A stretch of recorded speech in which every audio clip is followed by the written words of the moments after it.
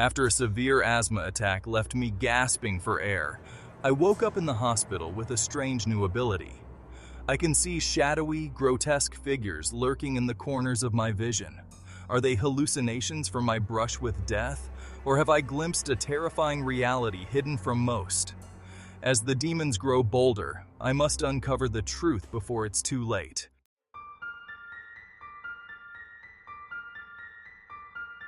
The fluorescent lights flickered overhead, casting an eerie glow across the stark white hospital room.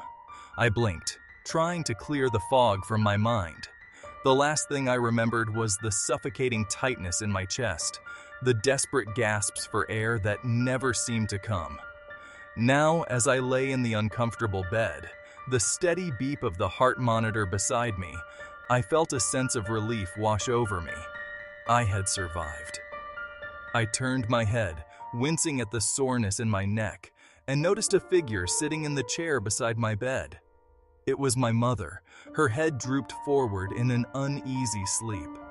Dark circles hung beneath her eyes, a testament to the worry she must have endured.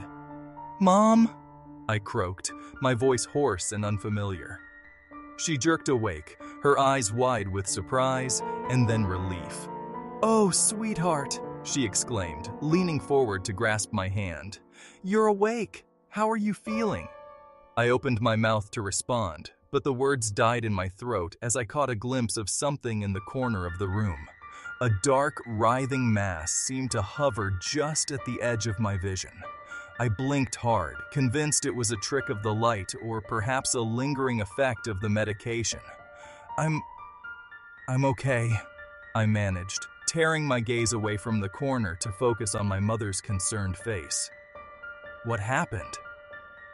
As she launched into an explanation of my severe asthma attack and subsequent hospitalization, I found my attention drifting back to the shadowy corner.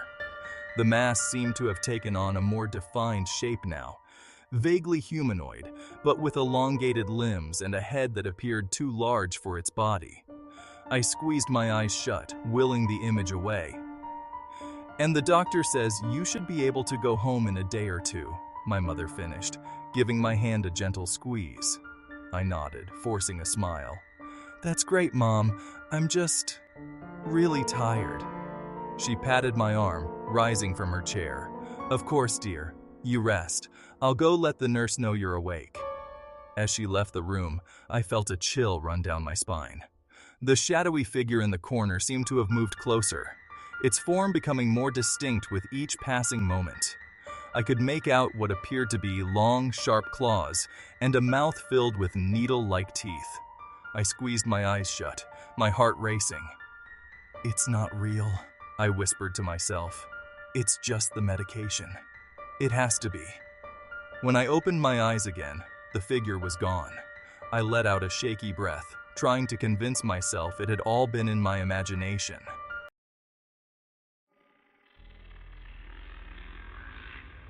But as the days passed and I was finally discharged from the hospital, I couldn't shake the feeling that something had fundamentally changed. At home, I tried to settle back into my normal routine. My parents hovered, constantly checking on me and making sure I was taking my medication, but their concern only added to my growing unease. Because no matter where I went or what I did, I couldn't escape the shadows that danced at the edges of my vision. They were always there, just out of focus. Grotesque figures that twisted and writhed, their forms becoming clearer and more terrifying with each passing day. I saw them in the corners of my bedroom, lurking behind trees as I walked to school, even reflected in the windows of passing cars. I tried to ignore them, to convince myself that they were nothing more than hallucinations brought on by my brush with death. But deep down, I knew that wasn't true. These things, they were real, and they were getting bolder. It started small at first. A book knocked off my desk when I was sure I hadn't touched it. The feeling of something brushing against my arm in an empty room. But as the days turned into weeks, the incidents became more frequent and more frightening.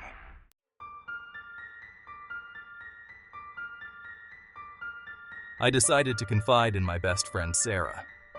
We'd known each other since kindergarten, and if anyone would believe me, it would be her. I invited her over after school, my stomach churning with anxiety as I tried to figure out how to explain what was happening. As we sat on my bed, the afternoon sun streaming through the window, I took a deep breath.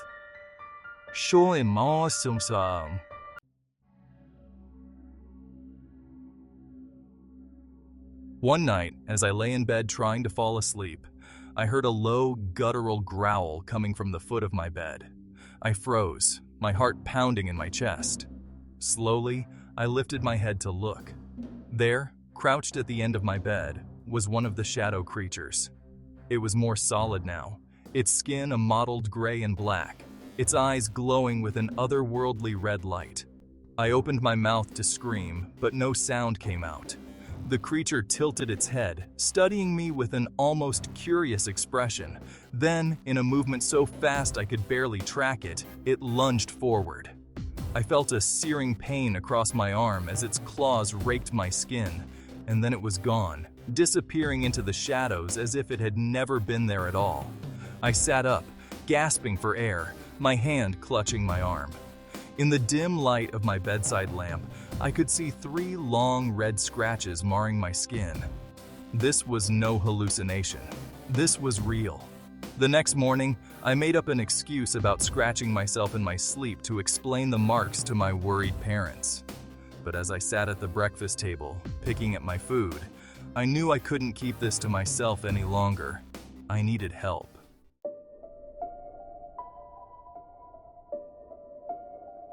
Sarah, I need to tell you something, and I need you to promise you won't think I'm crazy. She looked at me, her brow furrowed with concern. Of course, what is it? I launched into my story, telling her about the shadowy figures I'd been seeing, the incident with the creature at the foot of my bed. As I spoke, I could see the doubt creeping into her eyes, but she listened without interrupting. When I finished, she was quiet for a long moment. Are you sure this isn't just, I don't know, some kind of PTSD from your asthma attack? She asked gently. I shook my head vehemently. No, Sarah, I know how it sounds, but these things are real. Look. I rolled up my sleeve, showing her the scratches on my arm. She leaned in, her eyes widening as she examined the marks. That does look pretty nasty, she admitted. But maybe you really did scratch yourself in your sleep? I was about to argue when I saw movement out of the corner of my eye.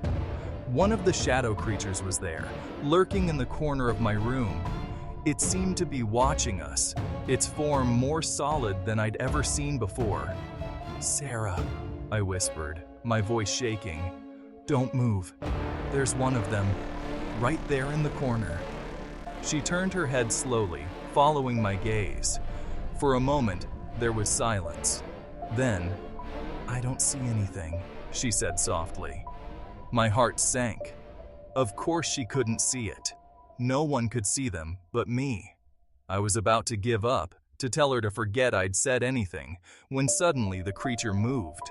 It darted forward, its clawed hand reaching out toward Sarah. Without thinking, I lunged forward, pushing Sarah out of the way. I felt a searing pain across my back as the creature's claws tore through my shirt and into my skin. Sarah screamed, more in surprise at my sudden movement than anything else, and we both tumbled to the floor. What the hell? She gasped, scrambling to her feet. What was that for? I lay on the floor, my back burning with pain. It was going to hurt you, I managed to say. Did you see it? Sarah's face was pale, her eyes wide with fear. I didn't see anything, she said. But your back, you're bleeding. I struggled to sit up, twisting to try and see the damage. My shirt was torn, and I could feel warm blood trickling down my skin. Sarah helped me to my feet and led me to the bathroom, where she gingerly lifted my shirt to examine the wounds. Oh my God, she whispered. There, clear as day, were 4 long gashes across my back. How did this happen? I met her eyes in the mirror. Now, do you believe me? The color drained from her face, and she nodded slowly. I think I do. But what does this mean? What are these things? I shook my head, wincing as Sarah began to clean the wounds. I don't know, but I think they're demons. Or something like demons. And for some reason, ever since my asthma attack, I can see them. Sarah's hands trembled as she applied bandages to my back. We need to tell someone. Your parents, a doctor, someone who can help. But I knew that wasn't an option. Who would believe us?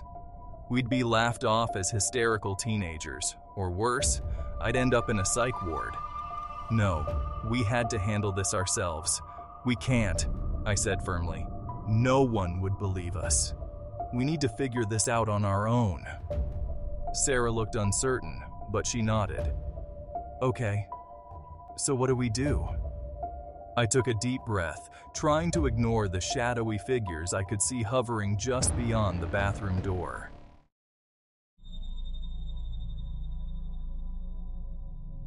We research. We find out everything we can about demons, about near-death experiences, about anything that might explain what's happening to me.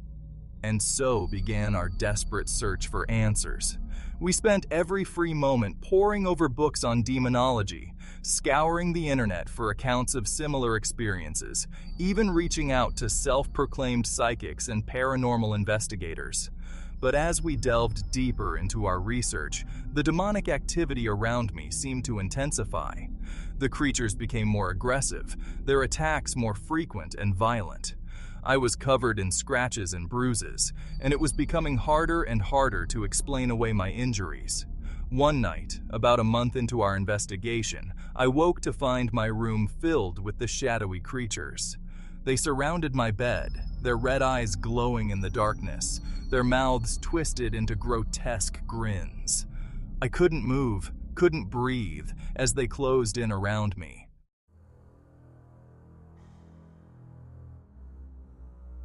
Just as I thought it was all over, that they were finally going to kill me, a blinding white light filled the room.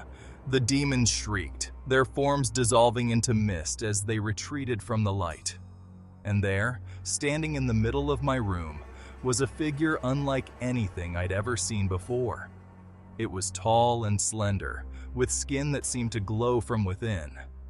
Great wings of light stretched out behind it, and its eyes, when they met mine, were filled with an ancient wisdom and kindness. "Do not be afraid," the figure said, its voice resonating in my mind rather than my ears. "You have been chosen." I found my voice, though it came out as little more than a whisper. Chosen? For what? The angelic being smiled, a sight so beautiful it brought tears to my eyes. To see the truth of our world, to fight in a war as old as time itself. The demons grow stronger, and we need champions among the mortals. You, with your newfound sight, can be one such champion.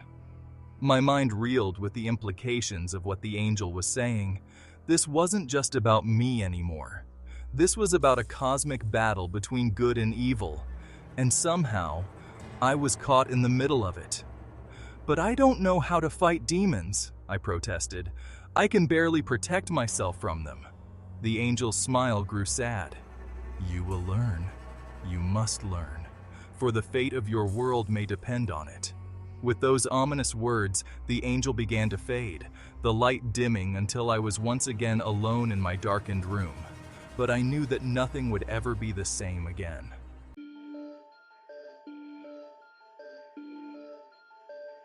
I had been given a glimpse into a world beyond my understanding, and now I had a choice to make. Would I accept this burden, this calling to become a warrior in a war I barely understood? Or would I try to ignore it, to pretend that what I'd seen and experienced wasn't real? As I lay there in the darkness, my heart pounding and my mind racing, I knew that whatever choice I made would change my life forever. And as the first rays of dawn began to creep through my window, I realized that time was running out.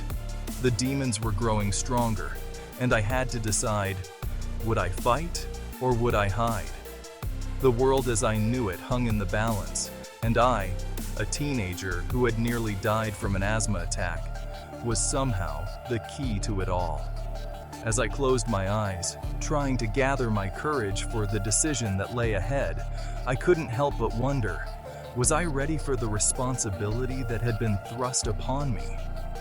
And more importantly, what would happen if I failed?